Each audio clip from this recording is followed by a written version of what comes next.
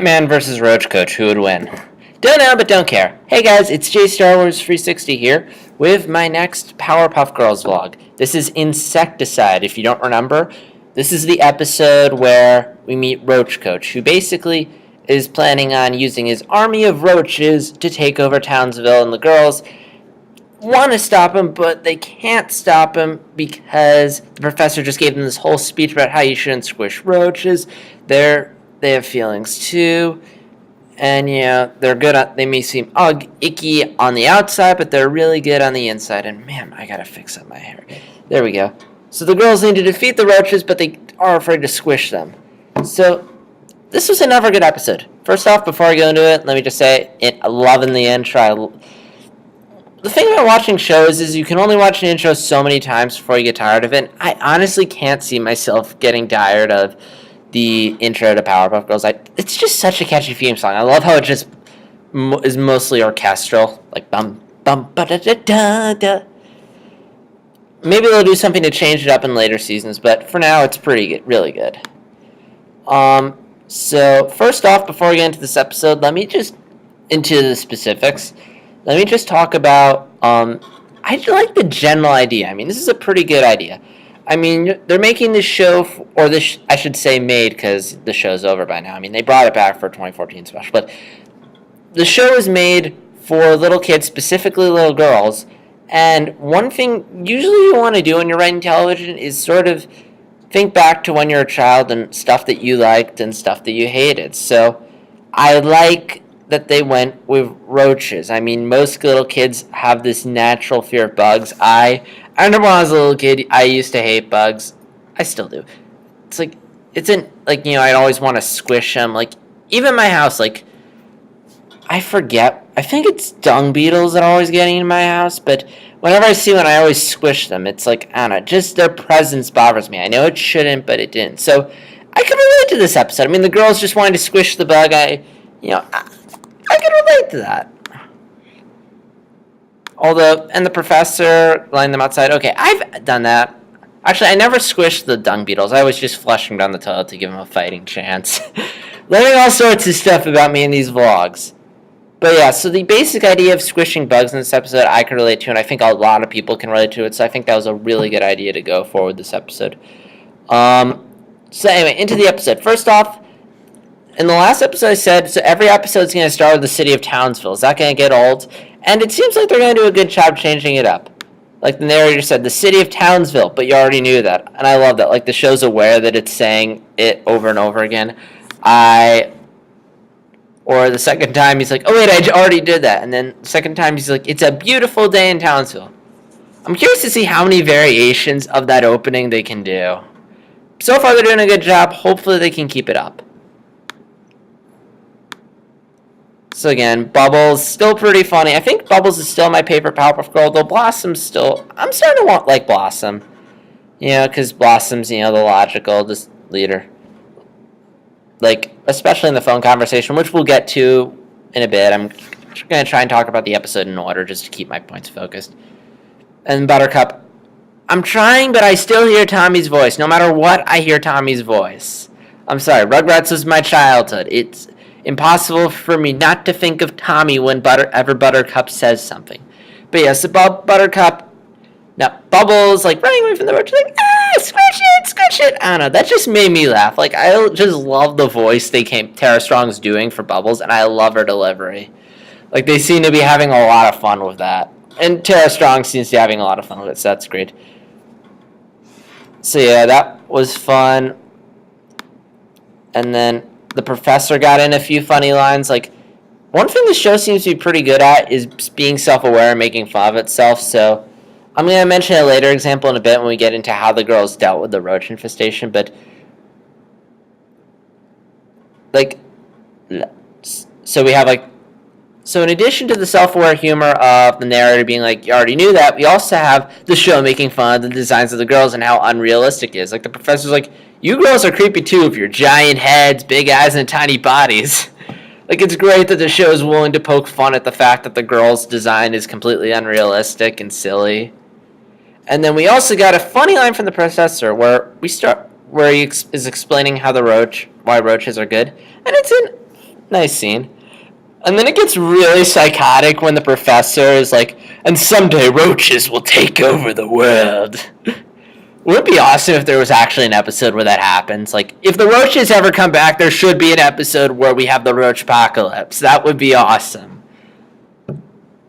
But yeah, and we also get to see the Professor Psychotic, which we haven't seen before. I hope they do more of that, because that is kind of funny. It's kind of like in Adventure Time when Bubblegum gets psychotic, which I always find really funny, like with the Duke. Hopefully they'll do something similar to the Professor. Actually, now that I think about it, the Professor and Princess Bubblegum might make a good couple. But I digress. So, let's see. So, amusing bit. Oh yeah, so now let's get into the villain, Roach Coach, who is voiced by Roger Jackson, who, first off, did a nice job with the voice. I mean, he's done a lot of voice work for Mass Effect, Korra, video games. He's done so much voice work. Like, I can't pinpoint that one voice work. And again, he does a good job. I love his voice. I like the name. I like the design of him. I think it's kind of cool. And I also like how he has the same nose that Billy has. Like, I wonder if this is where the nose Billy has in The Grim Adventures of Billy and Mandy comes from.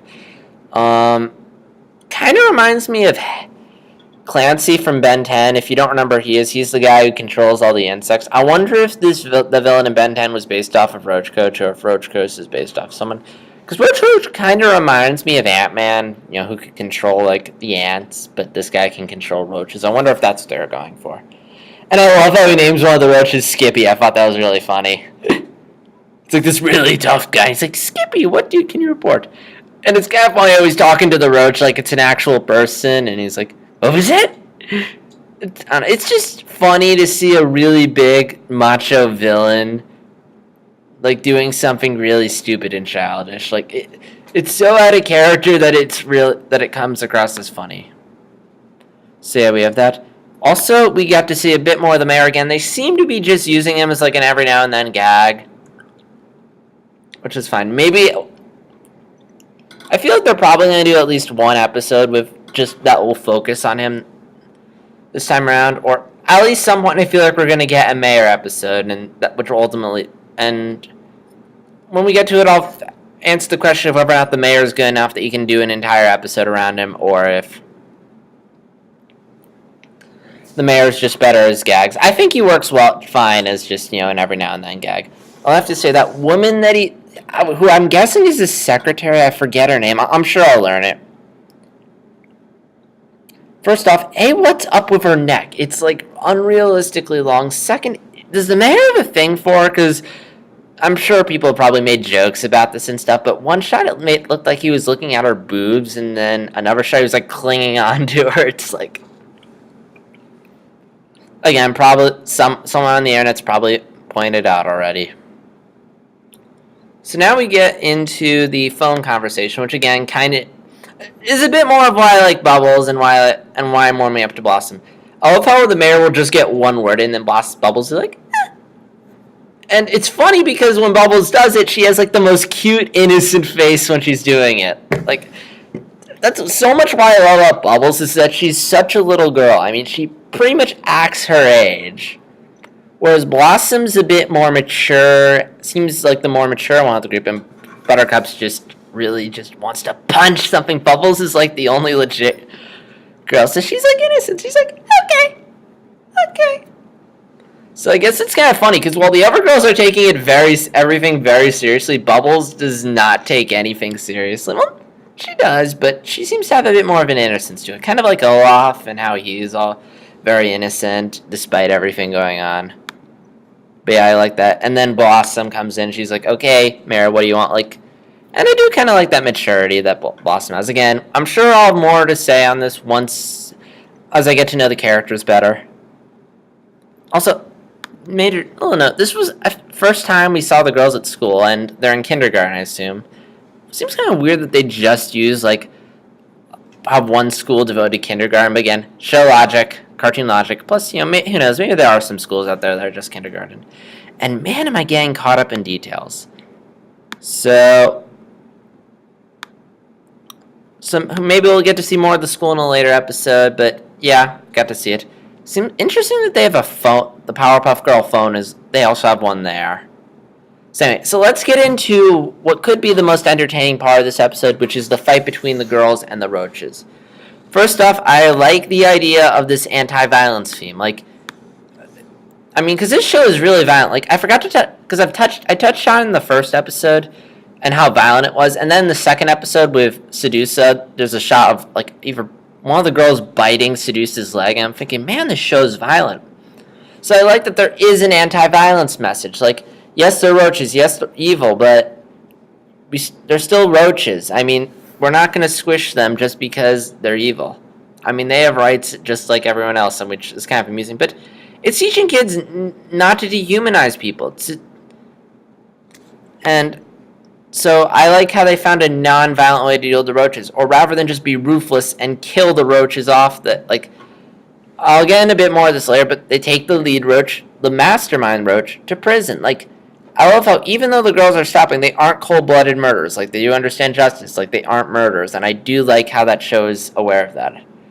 Kind of like Last Airbender, although, I don't know. I feel like Powerpuff Girls get the feeling it's going to kind of betray that at some point. But I could be wrong. So, yeah. So, the action scene. So, the girls find a non-violent way to defeat the roaches, which is actually kind of funny. Buttercup's like, oh, what are you going to do? You capture them all in a giant jar? And this was really funny. Blossom just finds it, flies off, comes back with a giant jar and like captures all the roaches, which is so funny for a couple. Funny because it's so random, like out of nowhere, she just happens to find a giant jar, like just out of nowhere. And I love that the show acknowledges how random it is that there just happens to be a giant jar. Again, I love how self-aware this show is. Like, it's entertaining, but it doesn't feel like a satire. So they capture all the roaches, and then the roaches break out, and then we get into the fight with Roach Coach, which is just straight up Tartakovsky. Like, when I saw that Tartakovsky was directing this episode, I got really excited because I love Samurai Jack. I love the action. So I was excited to see that Tartakovsky touch in this episode, and it really showed. I mean, it's not as good as Samurai Jack, but that's not a fair criticism because Powerpuff Girls was before Samurai Jack. And also Samurai Jack was just only focused on action, going all out on it. And,